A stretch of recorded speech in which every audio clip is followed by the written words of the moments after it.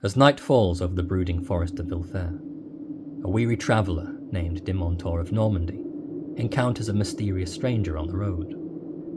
Their journey through the shadowed woods grows darker with every step, as unsettling tales and strange behaviour hint at deeper, more ancient terrors lurking just beyond the trees. In this eerie tale of suspense and the supernatural, Robert E. Howard spins a chilling encounter where nothing is quite as it seems, and the line between man and monster begins to blur.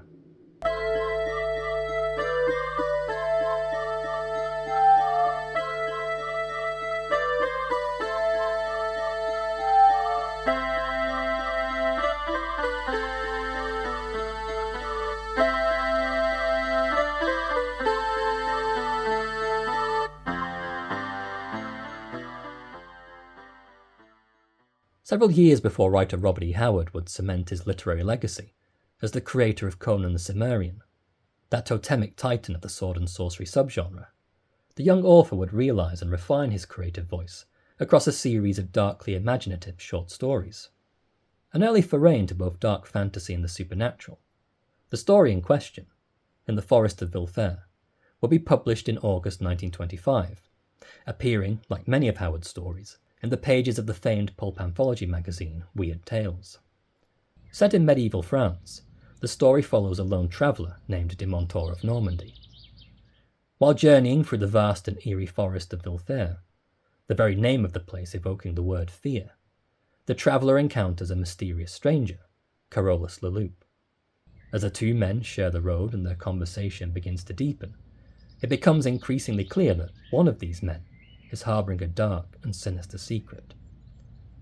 Sketching the specifics of the story through this loaded conversation between the two men, we can detect quite readily the strengths and weaknesses of Howard's writing at this early stage of his career.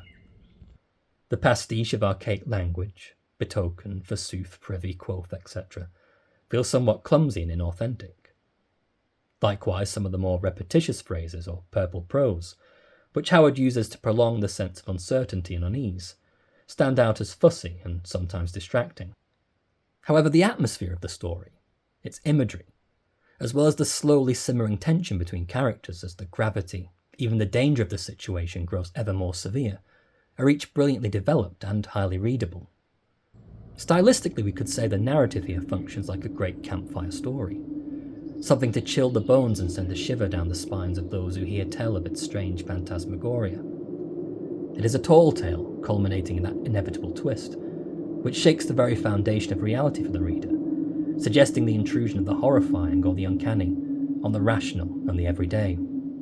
There seems a potential influence here from writers like Arthur Machen and Ambrose Bierce, writers whose Gothic sensibilities and fascination with ancient unknowable horrors left a great mark on many of the early 20th century pulp writers of Howard's generation.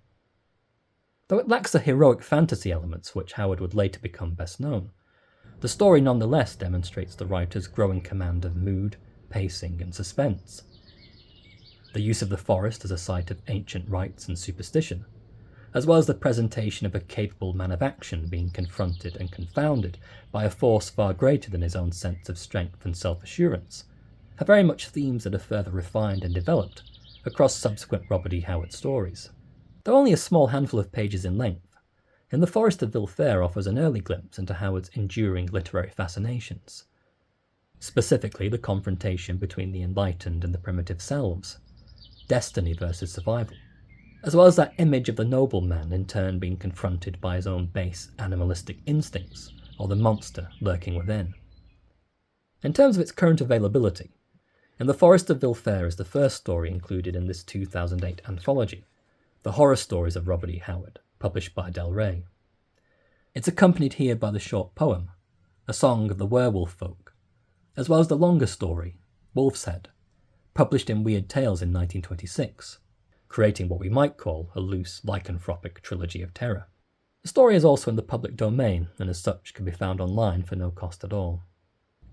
While not the very best stories of Robert E. Howard, these three tales make a great introduction to the book in question, and are a great primer to Howard's eclectic and prolific body of work.